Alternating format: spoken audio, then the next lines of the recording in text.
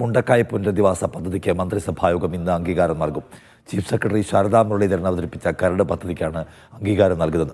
ദുരന്തബാധിതർക്ക് 1000 ചതുരശ്ര അടി വീതമുള്ള ഒറ്റ നിലയുള്ള വീടുകളാണ് ലക്ഷ്യം വയ്ക്കുന്നത്. 2 ടൗൺഷിപ്പുകൾ ഒറ്റഘട്ടമായി വികസിപ്പിക്കും.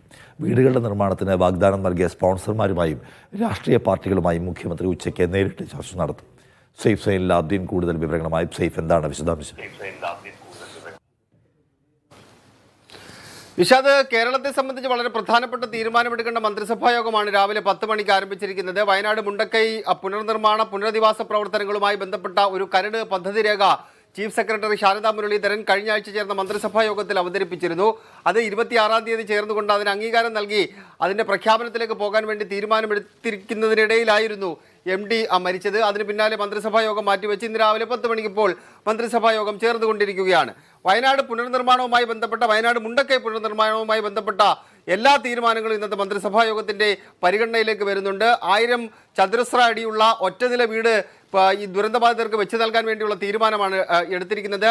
2 ടൗൺഷിപ്പുകൾ നിർമ്മിക്കാനുള്ള തീരുമാനമെടുത്തിട്ടുണ്ട്. 750 കോടിയോളം രൂപയുടെ ചിലവാണ് സംസ്ഥാന സർക്കാർ പ്രതീക്ഷിക്കുന്നത്.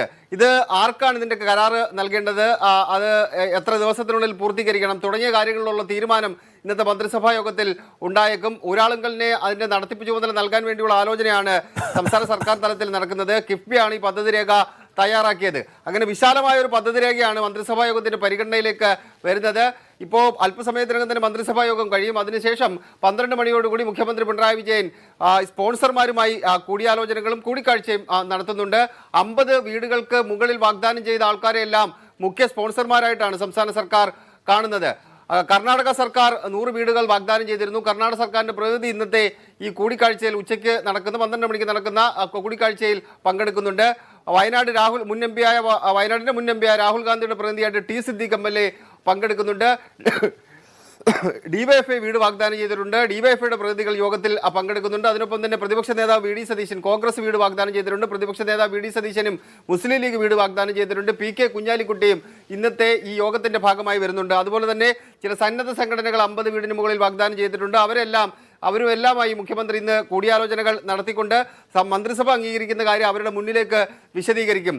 ഈ ഭൂമി ഏറ്റെടുക്കുന്നതുമായി ബന്ധപ്പെട്ട് വലിയ പ്രശ്നങ്ങളില്ലാതെ നിയമപരമായ തടസ്സങ്ങൾ ആദ്യഘട്ടത്തിൽ നീങ്ങിയ പശ്ചാത്തലത്തിൽ വേഗത്തിൽ തന്നെ പുനർനിർമ്മാണ പ്രവർത്തനങ്ങൾ പൂർത്തീകരിക്കാൻ കഴിയുമെന്ന പ്രതീക്ഷയാണ് സംസ്ഥാന സർക്കാരിനുള്ളത്. എന്തായാലും അല്പസമയത്തിനകം തന്നെ വയനാടുകാർക്ക് അല്ലെങ്കിൽ വയനാട് മുണ്ടക്കൈ ദുരന്തബാധിതർക്ക് ആശ്വാസം നൽകുന്ന തീരുമാനങ്ങൾ മന്ത്രിസഭാ യോഗത്തിന്റെ ഭാഗത്ത് നിന്ന് പുറത്തു വരികയും ചെയ്യും. നിഷാദ്.